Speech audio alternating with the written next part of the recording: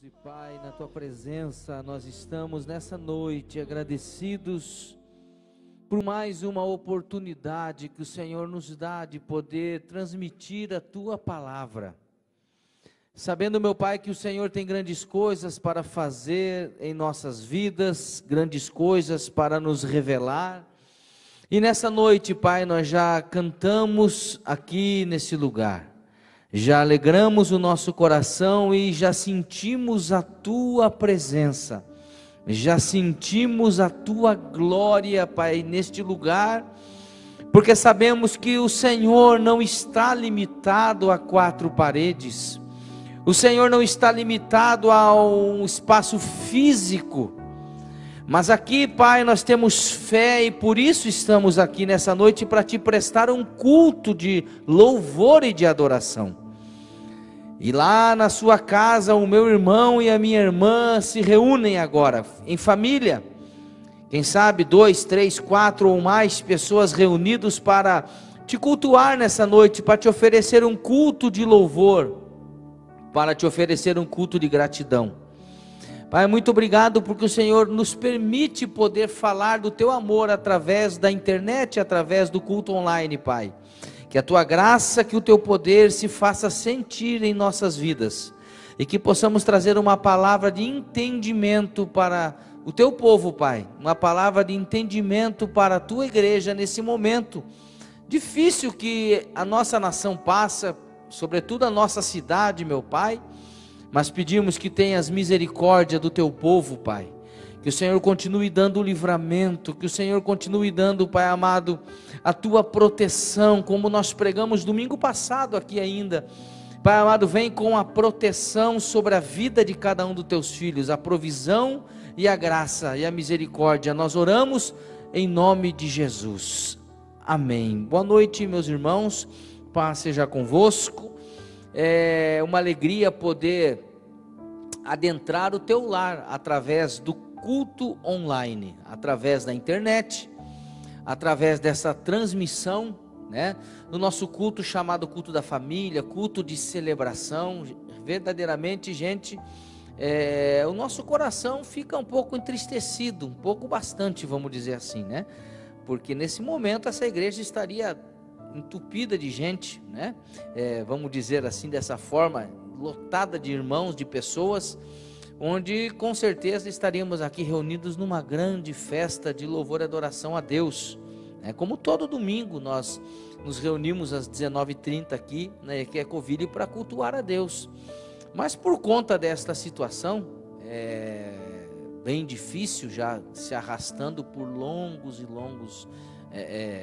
longas semanas e meses, né, e ainda quem sabe vai um tempo, as coisas já estavam voltando ao normal. Inclusive no Brasil já tem muita coisa voltando ao normal aí, né? Em algumas cidades, em alguns estados, mas aqui a coisa, em vez de melhorar, a coisa piorou, né? Não vou entrar no mérito da questão. Ontem ainda tivemos o nosso culto drive-in, né? Porque até então não tinha um decreto, né? Mas agora já tem um novo decreto, não sei de que forma que foi feito, mas eu sei que agora não vão poder transmitir nem no drive-in como nós estávamos liberados para fazer. Portanto, a ceia semana que vem não vai ser no drive-in, depois a gente vai falar disso. Então a gente está aí lutando com essa situação, como, né? Como diz o outro, gente, lutando mais que charuto em boca de banguela, como diz o outro, né? Mas estamos sobrevivendo. Deus tem sido bom, Deus tem sido generoso para conosco, né? E as misericórdias do Senhor não têm fim. Então eu quero convidar você que está na sua casa, abra sua Bíblia lá no livro do profeta Jeremias, Jeremias capítulo 6, para que nós possamos ler um trecho da palavra de Deus. Capítulo 6 de Jeremias, eu vou ler do versículo 9 até, vamos ver aqui, qual vai ser até onde nós vamos ler? Até o 19, vamos ler do 9 ao 19, do capítulo 6 do livro do profeta Jeremias, que diz assim, capítulo 6, verso 9: Assim diz o Senhor dos exércitos: diligentemente se rebuscarão os resíduos de Israel como uma vinha, vai metendo a mão como o vindimador por entre os sarmentos. A quem falarei e testemunharei para que ouçam.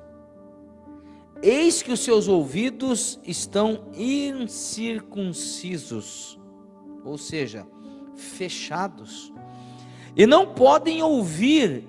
Eis que a palavra do Senhor é para eles coisa vergonhosa, não gostam dela. Pelo que estou cheio da ira do Senhor, estou cansado de a conter, derramá-la-ei sobre as crianças pelas ruas, e nas reuniões de todos os jovens, porque até o marido com a mulher serão presos, e o velho com o decrépito. As suas casas passarão a outrem, os campos e também as mulheres, porque estenderei a mão contra os habitantes desta terra, diz o Senhor. Estou no 13. Porque desde o menor deles até ao maior, cada um se dá a ganância. E tanto o profeta como o sacerdote usam de falsidade. Curam superficialmente a ferida do meu povo, dizendo paz, paz, quando não há paz. Serão envergonhados porque cometem abominação sem discernir, por isso vergonha, nem sabem que coisa é envergonhar-se. Portanto, cairão como os que caem, quando eu os castigar, tropeçarão, diz o Senhor. Assim diz o Senhor: ponde-vos à margem do caminho e vede, perguntai pelas veredas antigas qual é o bom caminho, andai por ele e achareis descanso para a vossa alma. Mas eles dizem: não andaremos. Também pus atalaia sobre vós, dizendo: estais atento ao som da trombeta, mas eles dizem: não escutaremos. Portanto, ouvi, ó nações, e infama-te, ó congregação, do que se fará entre eles. Ouve tu a terra. Eis que eu trarei mal sobre este povo, o próprio fruto dos seus pensamentos, porque não estão atentos às minhas palavras e rejeitam a minha lei. Uau, gente, que palavra dura do profeta Jeremias. Sei que muita gente está em pé em casa, pode sentar aí, né? Fica à vontade no seu sofá, na sua bela cadeira, na sua poltrona, né? Com um cafezinho aí, né? Enfim, não tem problema nenhum. Ou quem sabe você está deitado, né? Com esse frio que está fazendo aqui em Curitiba, embora hoje dê uma amenizadinha, né? Mas está deitado embaixo das cobertas aí, acompanhando o nosso culto. Então que Deus te abençoe, que a bênção do Pai, que a bênção do Filho e do Espírito Santo tome agora os 4 cantos da tua casa, que toda a tua casa seja cheia da glória de Deus, que a bênção de Jesus, através desta palavra, através deste culto, entre dentro da tua casa, trazendo paz para o teu coração, trazendo sobre todas as coisas nesse momento, porque o que mais nós precisamos, queridos, nesse momento de dificuldade, o que mais as pessoas estão precisando é entendimento, né? É ter a cuca fresca, como se diz, é ter a cabeça no lugar. É o que as pessoas estão precisando nesse momento, onde as pessoas não sabem o que fazer, né? Onde as pessoas estão como barata tontas. Na verdade, gente, eu não vou ficar aqui falando mal dos governantes, porque eu penso que governar, queridos, numa época como essa não tem sido fácil. Eu acho que a turma que se elegeu deve estar arrependido, porque, meu Deus, num tempo como esse, gente, gerenciar, comandar, governar uma nação, né? Uma cidade, um estado, num tempo como esse, já não era fácil, já não estava fácil. Agora então nem se fala, porque quem que tem a receita certa? Se faz uma coisa, a turma daqui cai de pau em cima. Se faz outra coisa aqui, a turma desse lado cai de pau em cima. Então, gente, é uma situação muito difícil, que ninguém tem uma receita certa, né? Há quem é favorável a abrir tudo, E a vida segue, e quem tem que morrer, morre, e quem tem que viver, vive, e é uma loteria, é isso aí. Há quem diga que tem que fechar tudo, tem que botar todo mundo dentro de casa, e ficar 15, 20, 30 dias trancafiado dentro de casa, para conter esse negócio. Há aqueles que são favoráveis e não são tão favoráveis, ficam na coluna do meio, como se diz, né? Se fizer aqui tá bom, se fizer aqui também tá bom, zero mata zero, faz por tanto eu cobro tanto, o que falar tá bom. Então, gente, não se tem um remédio, não se tem vamos dizer assim, uma solução ainda para esta situação. Então vamos com calma, gente, vamos vivendo, vamos procurar viver, vamos procurar ter sanidade nesse momento, principalmente mental, que é uma coisa que está faltando para muita gente. Nós ficamos extremamente preocupados com as pessoas, porque o maior problema hoje não é só o problema da saúde no corpo físico, mas o maior problema hoje está se instalando no coração do homem através da sua mente, da sua psique, das suas emoções. Então, gente, um problema vai gerando outro, né? Então vamos com calma, gente, vamos continuar orando, continuar acreditando que Deus é Senhor de tudo, que Deus está no controle, ainda que nós não entendamos, como eu preguei ontem à noite aqui, né, sobre Marta, Maria, sobre Lázaro, ainda que num momento nós queremos que Jesus faça da forma que a gente quer, venha da forma que a gente acha que Ele tem que vir, haja da forma que a gente acha que Ele tem que agir, né? No momento que a gente acha que tem que ser, e Jesus faz totalmente contrário para mostrar que Ele tem o poder. Então, a verdade é uma só, irmãos. Deus tem sido bom para conosco, então vamos continuar a viver. Viva, né? Não deixe o teu coração, querido, ser dominado pela tristeza. Não deixe o seu coração ser dominado. Eu vi que a Mary falou aqui pelo menos umas 3, 4 vezes, né? Cantando, você que está triste em casa, Deus está vendo a tua tristeza. Eu estava ali, mas estava ligado aqui, né? Como diz o de olho no peixe e de olho no gato, né? Então, gente, não deixe isso mesmo, como ela falou, né? Deus está vendo, não deixa essa tristeza dominar o teu coração. E o que eu quero falar nessa noite, que nós lemos, é um trecho pesadíssimo da palavra de Deus. A saber, você não vai encontrar, pouquíssimas vezes você vai encontrar na palavra de Deus, no livro de Jeremias, o profeta, alguma palavra de conforto, uma palavra. Eu me lembro agora aqui, por exemplo, por um acaso, de Jeremias 29, 10, 11, né?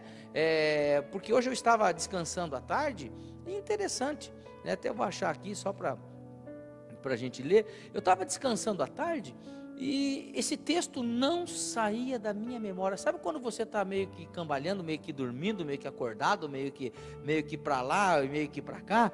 Estava com meu menino dormindo, descansando um pouquinho, e gente, esse texto vinha toda hora, e de forma que eu quase recitava meio que dormindo esse texto aqui, né?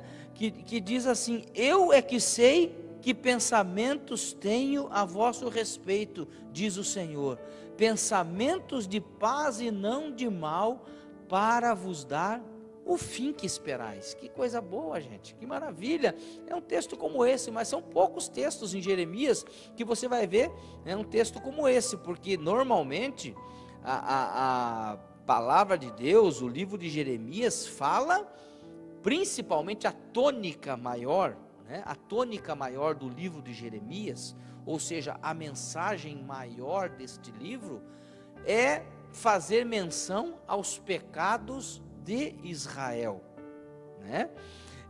Se você for ver o padrão da mensagem de Jeremias, era um padrão muito forte, tinha uma forte consistência. Por quê? Porque você tem que recorrer um pouco para a teologia, uma coisa meio chata de falar assim, mas é apenas um esclarecimento, para que você que lê a Bíblia entenda. É porque todo o padrão da mensagem do profeta Jeremias, ele se baseava lá na teologia da aliança mosaica, da aliança de Moisés, que compreende os 5 primeiros livros da Bíblia. Por isso que você ouve falar tanto nas mensagens, o Pentateuco. O que é o Pentateuco? O Pentateuco é o conjunto de 5 livros, daí vem a palavra penta, os 5 livros primeiros da Bíblia, Gênesis, Êxodo, Levítico, Números, Deuteronômio, que compreendem, que falam sobre Israel e sobre a lei de Moisés. Então, a mensagem de Jeremias, toda ela era baseada, firme, agarrada, sustentada, escorada, debruçada na teologia pentatônica, na teologia dos 5 primeiros livros. Então, gente, não era coisa muito boa. Quando Jeremias abria a boca, gente, a coisa era pesada, não era uma coisa muito fácil, não era essas mensagenzinhas, desculpa falar, eu vou falar, não é essa mensagenzinha água com açúcar, essas profetadinhas água com açúcar aí, para ficar ganhando o coração da turma aí, essa choramingação muitas vezes, internet, chora daqui, chora dali, vem aqui chorar e contar história. Não era nada disso não, era aqui, ó, gente, não tinha, como diz o outro, não tinha tchu-tchu-tchu não, era lambada, gente. Então, Jeremias falou através da sua palavra sobre os pecados de Israel. Todo o livro de Jeremias fala, porque, gente, mesmo sendo o povo escolhido de Deus, era um povo que toda hora, o povo encardido, como diz o pastor Rogério, né? É o povo piolento, como diz o pastor Rogério. É um povo que se desviava toda hora dos caminhos do Senhor.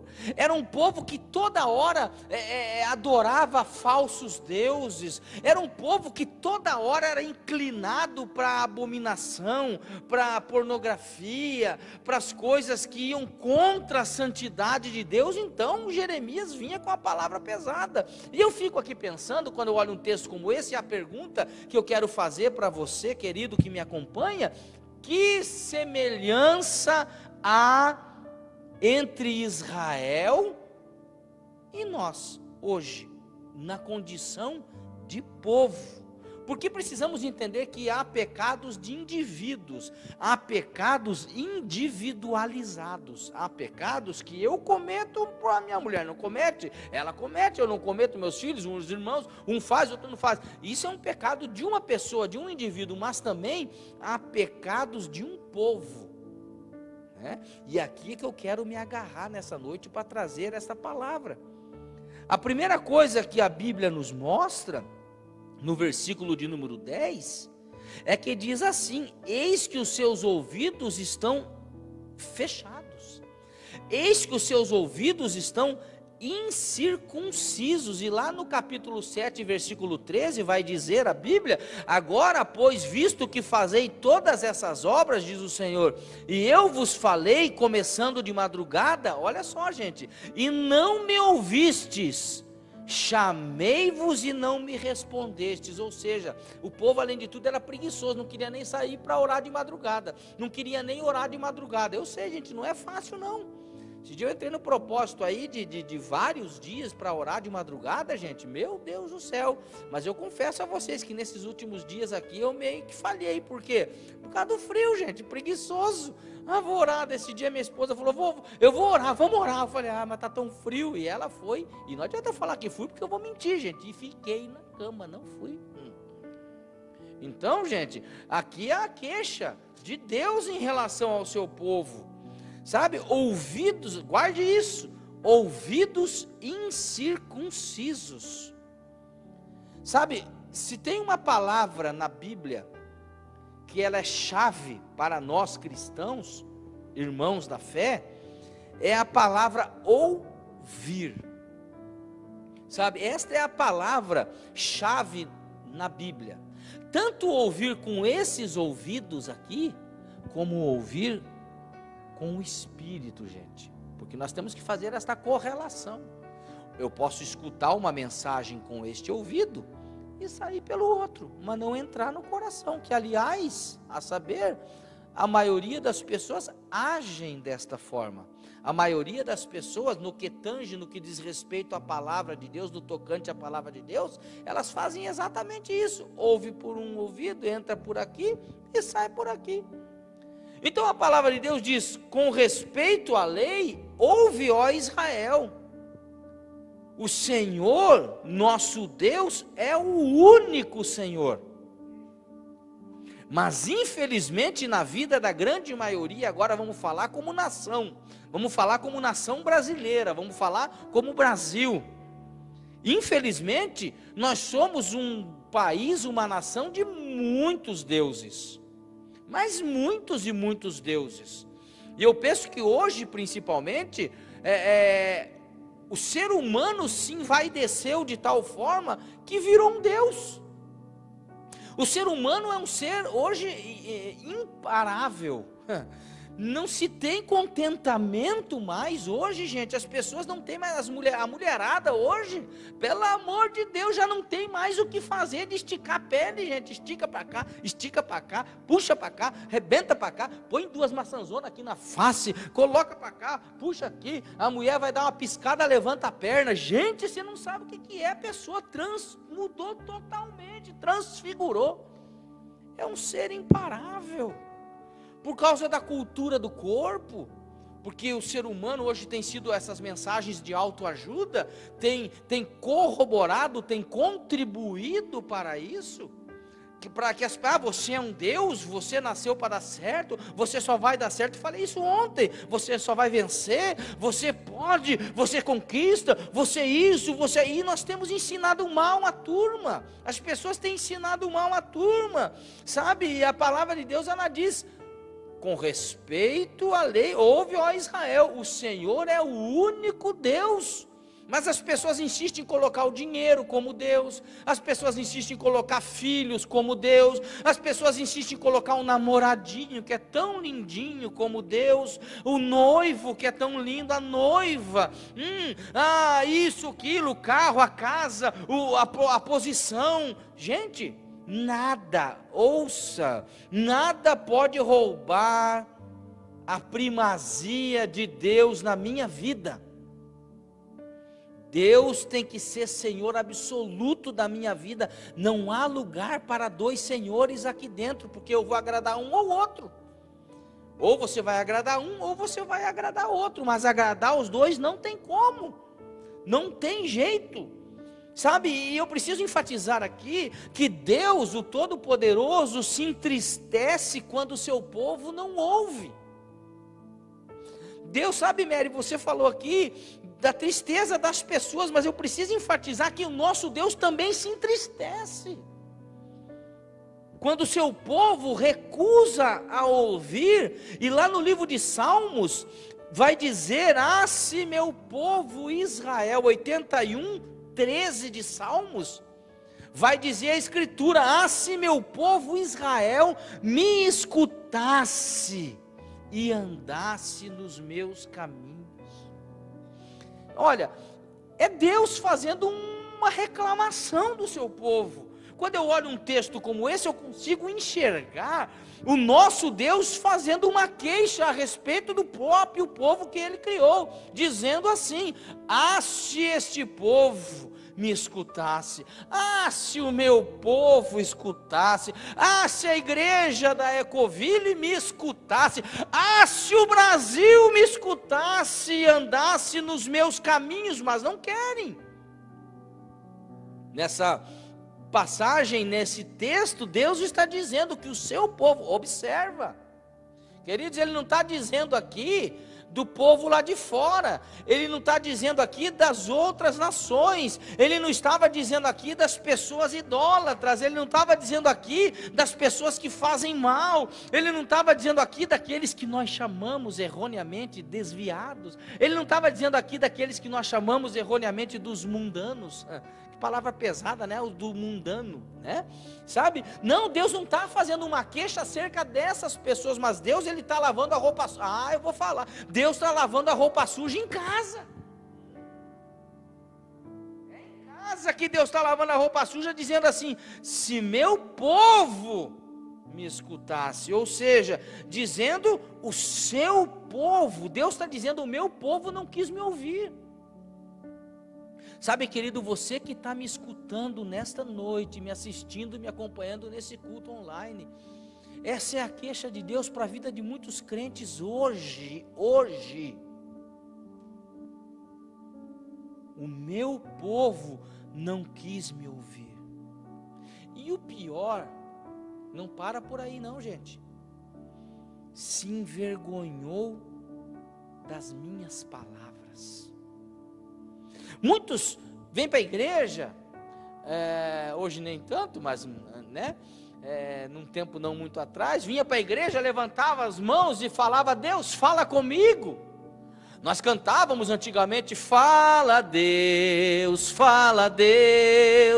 toca, né? Ou me leva onde eu posso ouvir tua voz. Eu fico pensando que Deus lá de cima deve olhar para baixo e falar, para quê, querido? Que conversa fiada é essa, meu amigo? Falar para quê se você não quer me obedecer? Falar para quê se você não quer me ouvir? Ficamos aqui falando, fala comigo, Deus. O problema, a questão não é se Deus vai falar. A questão não é se Deus quer falar. A questão aqui não é se Deus tem poder para falar, se Deus é poderoso para falar. A questão é se eu vou ouvir, e ouvir aqui e ouvir aqui. Quando eu escuto aqui, eu obedeço. E se eu obedeço, traz bênção. Agora, se não tem obediência, não tem bênção.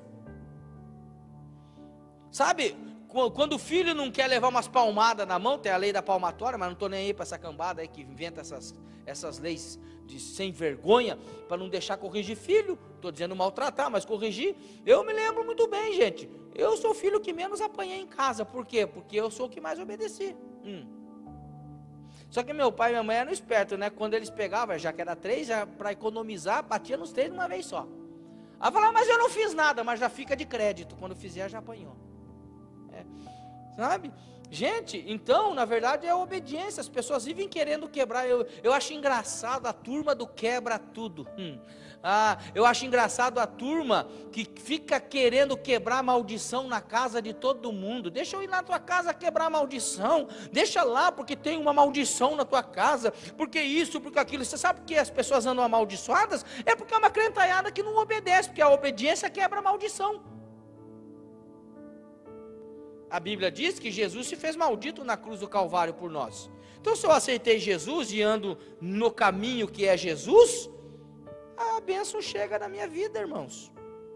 Então, Lucas 6,46 vai dizer, por que me chamais Senhor, Senhor? Se vocês não obedecem, em outras palavras, é o que diz a Bíblia. Por que você insiste em ficar me chamando Senhor, se você não obedece? Em segundo lugar, para a gente ir rápido aqui, gente, né? Porque eu não quero demorar muito, porque é difícil prender a atenção da turma, né? É muito tempo assim, desta maneira. A segunda coisa, a primeira é ouvidos incircuncisos, a segunda é a ganância. Versículo 13 e 14 diz assim, porque desde o menor deles até o maior, cada um se dá a ganância. Ganância, gente. A ambição e a usura, elas são insaciáveis. Esta é a grande verdade. Nós estamos vivendo hoje o século da ambição. Sabe, e o pior não é aquela ambição de você querer crescer na vida, porque existe um tipo de ambição que não é ruim. Como isso, pastor? Explica para mim. É a ambição de você querer melhorar na vida. Isso não tem problema, gente.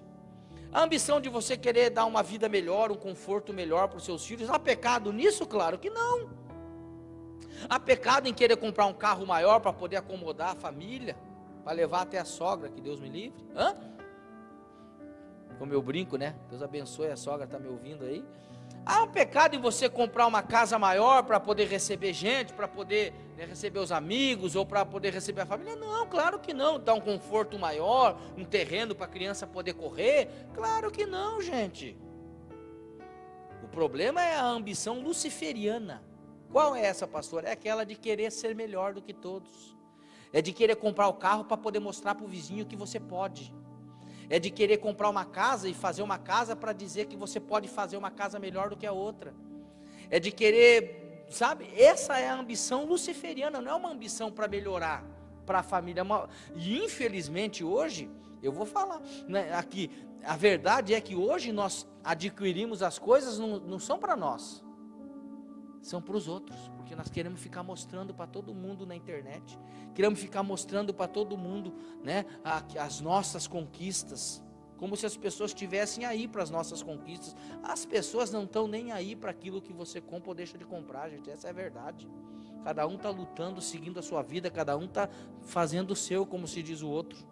É um grande erro pensar, mas nós vivemos o século da ambição, o século da ganância. As pessoas são gananciosas. Você veja, gente, nessa época de pandemia, gente que está sendo pego aí desviando dinheiro de saúde. Meu Deus, onde que está a cabeça da turma? E não é gente pobre que está, não, gente, é gente que já tem muito. Sabe, roubo é roubo de qualquer jeito, jamais se deve nem um centavo. Mas às vezes tem um miserável lá que rouba, judiação, um pedaço de carne e sai correndo e é preso muitas vezes só para roubar um pedaço de carne para sustentar a família, que não é certo, mas foi lá, ainda para sustentar. O problema é o cara que tem um frigorífico e está roubando ainda em cima. E é o que tem acontecido, as pessoas sempre tendo mais e querendo mais e querendo mais, a ganância tomando conta do coração das pessoas, a usura. O homem nunca se, eu já disse aqui, vou repetir, o homem nunca se contenta com o que tem, sempre quer mais, sempre quer mais. Hoje eu quero assim, amanhã já não sei, né? A minha vida inteira eu quis uma bicicleta, agora eu posso comprar uma fábrica de bicicleta, não quero mais, agora eu quero uma moto. Agora eu posso comprar uma fábrica de moto, não quero, agora eu quero comprar caminhão. E assim é a vida do homem, todos nós somos assim. E precisamos pedir que o Espírito Santo sonde o nosso coração e nos traga de volta para o prumo, nos traga de volta para o verdadeiro propósito da vida. A necessidade do ser humano, ela sempre foi de ordem espiritual. E quando esta necessidade não é saciada, se estabelece o caos e a pessoa perde a noção. Sabe quando a gente diz assim, aquela pessoa não tem noção? É exatamente isso. As pessoas hoje estão sem noção. Somos um bando de pessoas sem noção. Porque a necessidade do homem é espiritual. Mateus 6,25 vai dizer: não andeis ansiosos com o que você deve comer, com o que você deve vestir, não fique preocupado com a vida, e É isso que Jesus diz, a vida é muito mais do que isso. Sabe, quando Jesus diz que a vida é mais, Ele está dizendo que nós somos um espírito.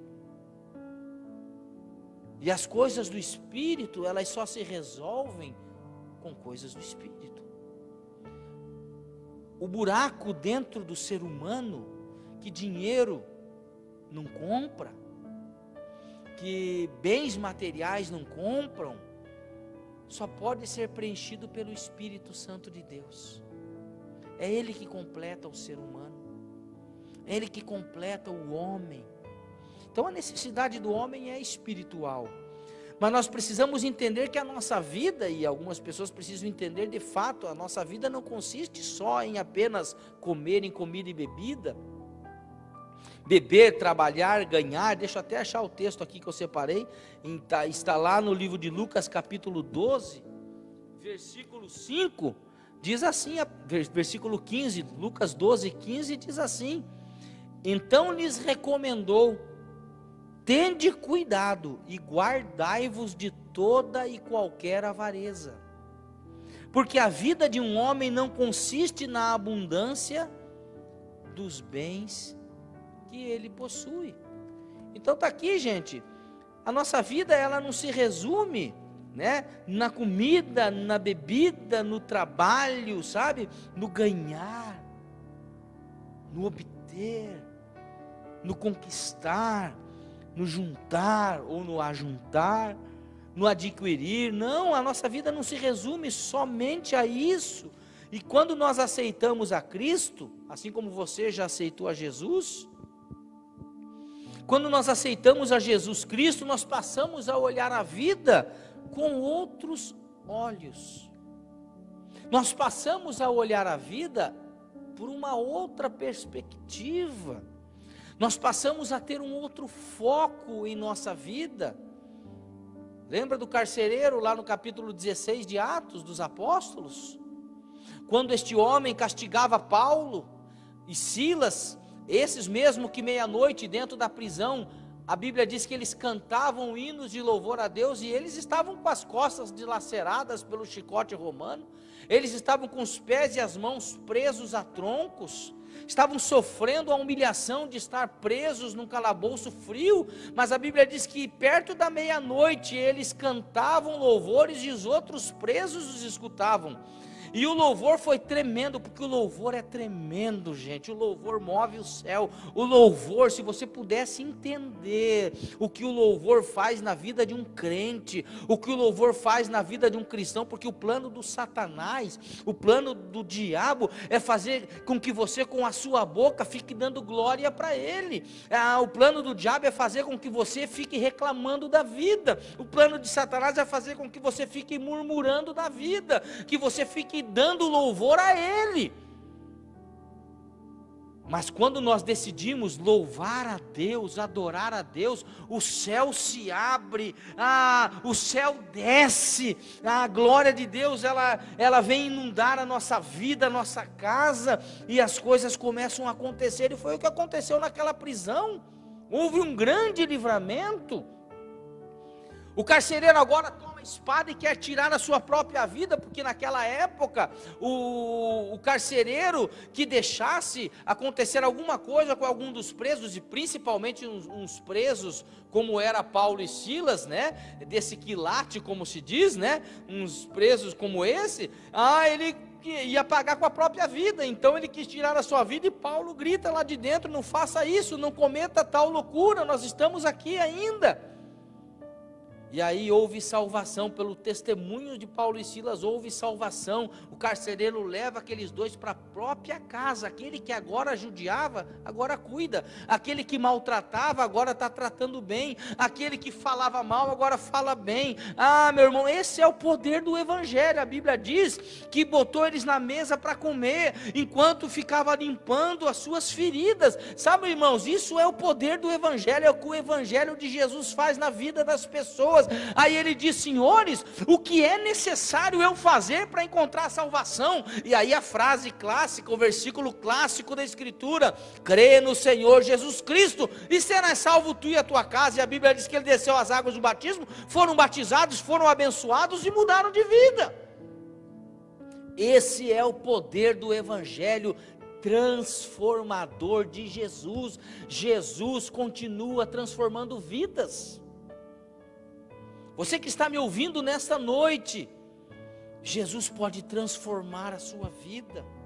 Querido, Jesus quer transformar a tua vida. Jesus quer transformar a tua existência. Quem sabe você é uma pessoa ainda que, como a gente costuma dizer, é o crente Raimundo, pé na igreja e outro no mundo. Sabe, Jesus pode transformar a tua vida mesmo através desse culto online. Sabe, querido, eu vim dizer nessa noite que há salvação para a tua vida, há salvação para o teu coração, há salvação para a tua alma nessa noite. Jesus quer te salvar, Jesus quer salvar a tua alma.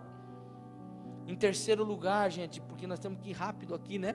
Hoje eu falei, eu acho que eu vou pregar uns 20 minutinhos só, bem no fim, gente, já estamos aí, né? Mas Deus está bom, Deus está falando. Eu estou feliz, empolgado com o que Deus está dizendo aqui nessa noite, com o que Deus está falando aqui nessa noite. Em terceiro lugar, gente, é pesado o que eu vou falar, é a falta de vergonha. Pastor, aí você apelou, hein? Mas é o que diz a Bíblia, não sou eu. Diz lá no versículo 15: serão envergonhados porque cometem abominação, sem sentir por isso vergonha, nem sabe que coisa é envergonhar-se. Meu Deus, ou seja, perderam a noção da vergonha. As pessoas que hoje não têm vergonha. Tem gente que não tem vergonha de mentir. Hoje é cara de pau, gente. Tem crente mentiroso. Não é você que eu estou falando, é gente de outro lugar. Não é nós só estamos falando os outros. Mas tem gente que não tem vergonha de mentir, gente, mas mente na caruda. Você sabe, tem gente que é tão mentiroso que parece que ensinou o diabo a mentir. Tem gente que não tem vergonha de fazer o que é errado. As pessoas não têm vergonha de não cumprir a sua palavra. Antigamente, não num tempo muito antigo, porque eu não sou tão antigo assim, eu me lembro que a pessoa falava assim, aquele ali, ó, tem palavra, né? Você vai lembrar disso. As pessoas falavam, não, aquele ali pode ficar tranquilo, ele tem palavra, se falou, vai fazer. Por quê? Porque tem palavra. Hoje em dia as pessoas não têm palavra, não têm vergonha de não cumprir a sua palavra. Promete, assim, Alá, como diz o outro, Alá vão ter. Aí eu fiz uma frase lá pro pro meu Instagram, quem quiser me seguir, @PR Rodrigo Amorim, lá no Instagram, segue a gente lá, inclusive no YouTube, gente, aproveitar rapidinho aqui, Rodrigo Amorim é o canal novo do YouTube, que nós estamos agora, vamos começar a alimentar esse canal, depois eu vou estar falando aqui. Gente, eu coloquei lá uma frase no Instagram, dizendo o seguinte, não prometa quando você estiver feliz, porque você já percebeu que quando a gente está faceirinho da vida, a gente promete tudo? Quando a gente está feliz da vida, a gente promete até as carças para os outros. Então não prometa quando você estiver feliz, não decida, não fique com, não responda quando você estiver com raiva e não decida quando você estiver triste. Vou repetir, se eu consigo aqui, né? Buscando aqui na caixa, aqui na memória, né? Então não prometa quando estiver feliz, não responda quando você estiver com raiva e não decida quando você estiver triste. Meu filho está com uma mania agora. Eu estou triste, ele fala triste, né? Eu estou triste, pai. Eu falo, não vou mais brincar com você. Não dá 1 minuto, ele já está brincando de novo. É uma tristeza meio mentirosa, como diz o outro, né? Mas as pessoas, queridos, a verdade é essa. Elas não têm vergonha de não cumprir a sua palavra, promete e não cumpre. É igual o político safado, sem vergonha, que promete na campanha e não faz depois. Na hora da campanha, abraça todo mundo, pega a criancinha, pobrezinha no colo, depois vai lá, né? Tem gente que é assim, gente. Você acha que é o quê? Depois vai receber, vai lá tentar falar com a pessoa, tem que mandar assessor, tem que mandar isso, tem que mandar aquilo, faz agenda, fica o ano inteiro tentando e não resolve nada. Desculpa aí, meus amigos políticos, mas essa é a verdade. As pessoas não têm vergonha de pecar, gente. Somos uma sociedade permissiva, nós somos uma sociedade licenciosa para o pecado, licenciosa para o mal. Sabe, o pecado tira do ser humano os mais belos sentimentos. Por isso a pessoa peca. Por isso a pessoa que peca, rouba, violenta, tripudia, não respeita. Sabe, olhando um texto como esse, parece-me que ele foi escrito descrevendo a nossa sociedade moderna. Parece que esse texto foi escrito exatamente para os dias atuais. Parece-me que esse texto foi escrito para o Brasil. E em quarto lugar, para a gente encerrar nessa noite esta palavra tão abençoada, o versículo 19 diz assim: ouve tu, ó terra, eis que eu te trarei mal sobre este povo, o próprio fruto dos seus pensamentos, porque não estão atentos às minhas palavras e rejeitam a minha lei. Eu acredito, querido, sinceramente, que tudo que nós falamos até aqui, tudo isso que eu falei aqui, é resultado sim do comportamento do ser humano. Todas as mazelas sociais e espirituais e emocionais são resultados do comportamento humano, do comportamento do homem. Os nossos fracassos, as nossas derrotas, as nossas frustrações, nossas desilusões, os nossos desencantos, as doenças que atacam o povo. Isso aí que está acontecendo no povo, gente, é fruto da ganância do homem. Todo mundo é sabido que as pessoas, as nações, elas fazem os seus vírus, elas fazem as suas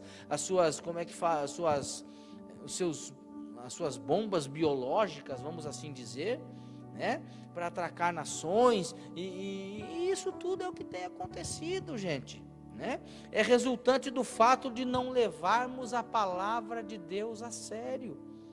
A verdade, irmão, se nós levássemos a palavra de Deus a sério em nossa vida, em nossa casa, as coisas seriam muito outras.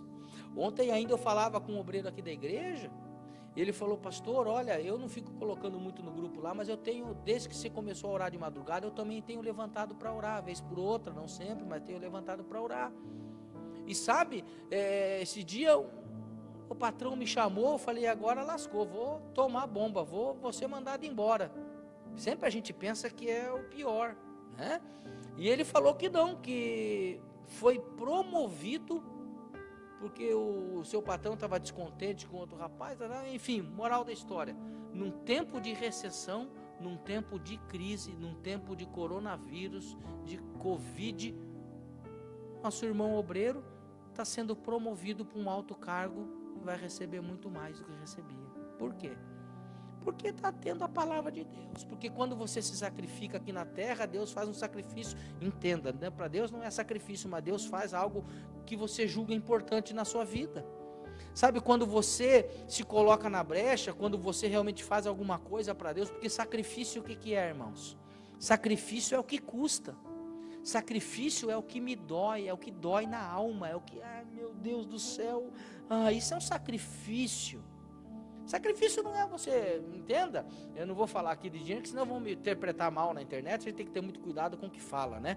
Senão daqui a pouco tiram um texto do contexto para procurar pretexto e querer lascar a vida da gente aí, como diz o outro. Mas sacrifício é quando dói, gente. Esta é a grande verdade. Então quando você se sacrifica fazendo algumas coisas para Deus, é igual o jejum.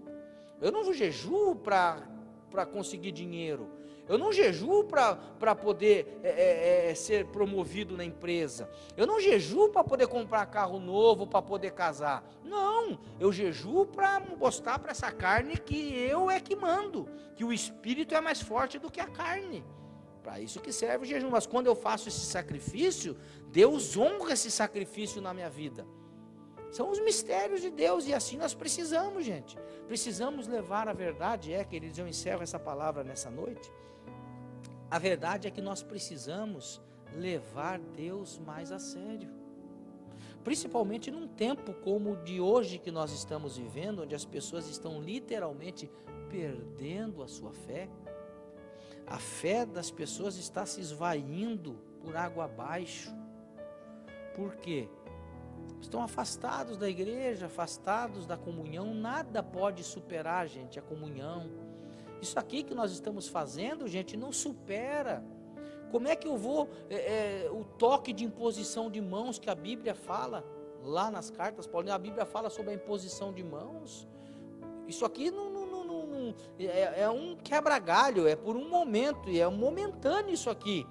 Mas poder abraçar os irmãos, poder, sabe, estar em comunhão, poder olhar tete a tete, como se diz, falar, sentir o calor da igreja, sentir Deus operando, fazendo, falando, nada pode tirar isso de nós, irmãos. E quando isso é tirado, acontece o que está acontecendo. Muitos que não tinham a sua fé fortalecida, muitos que estavam fraquejando na fé, foram por água abaixo, como se diz o outro. E nós vamos ter que, como igreja, agora trabalhar muito mais. Vamos ter que ir atrás dessas pessoas, vamos ter que correr atrás, como se diz, dos perdidos e daqueles que se perderam também. Então vamos lá, gente, né? Eu ia até falar alguma coisa aqui, mas vou deixar para, não vou falar não. Mas que Deus abençoe a tua vida. Que Deus continue fazendo uma obra muito grande na sua vida, que Deus continue fazendo uma obra muito grande na sua casa, que a presença do Deus Todo-Poderoso, Emanuel, Deus conosco, esteja dentro do teu lar, esteja dentro da tua casa nesse momento. E eu quero orar com você agora, eu quero pedir a bênção de Deus, eu quero pedir que você que está na sua casa, fique em pé, em reverência a esta oração, a palavra de Deus. Nós vamos orar agora, eu quero que você coloque a mão no seu coração. Se você quiser, fica até melhor em casa, dar as mãos para os seus familiares, não tem problema nenhum. Pai, segura na mão da esposa, na mão dos filhos, né? E vamos fazer esta oração da fé agora, no nome poderoso de Jesus. Pai, em nome de Jesus, nós estamos orando em família. Eu sei, meu Pai amado, que mãos estão se unindo, Pai, num mesmo propósito agora lá dentro do lar, lá dentro da casa, meu Pai. Nós estamos pedindo e rogando as Tuas bênçãos sobre a vida do Teu povo. Meu Pai, nos ajuda a ser tudo aquilo que o Senhor quer que nós sejamos. Esta palavra que foi pregada nessa noite, Pai amado, é uma palavra alimento espiritual, é sustância espiritual, não é uma palavra água com açúcar, meu Pai, mas é uma palavra para crente convertido, irmãos na fé. Meu Deus, para a Tua igreja de verdade, a igreja militante, Pai. Ah, meu Deus, para aquele que estava fraquejando, não fraqueja mais. Para aquele que estava desviando, não se desvia mais. Para aquele que está firme, para que continue firme. Meu Pai, essa palavra vem encontrar abrigo nos corações, não somente no ouvido, mas que possa encontrar abrigo nos corações. E nesse momento, Pai amado, transforma a vida deste povo. Transforma a vida desta pessoa. Eu oro nesse momento por aquela pessoa que ouviu esta palavra e nesse momento está dizendo sim, quem sabe. Essa pessoa, meu Pai, que nesse momento quer entregar a sua vida ao Senhor, lá dentro deste lar, meu Deus, quem sabe filhos de irmãos na fé, irmãos convertidos, e que nunca entregaram a vida para Jesus, nesse momento, através desta oração, Pai amado, estão entregando a sua vida. Que o Senhor esteja abençoando, perdoando pecados, escrevendo o nome no livro da vida, mudando completamente, transformando completamente a vida do meu irmão e da minha irmã. Abençoa este lar, abençoa esta casa, meu Pai, pois nós estamos ministrando esta bênção, Pai, que nós sentimos aqui nesse altar. Nós estamos, Pai, transmitindo, Pai, através da fé que nós temos no Teu nome, Jesus, que a casa do meu irmão seja abençoada. Oramos e abençoamos no nome poderoso de Jesus. Amém, amém e amém. Queridos, é isso, gente. Permaneça.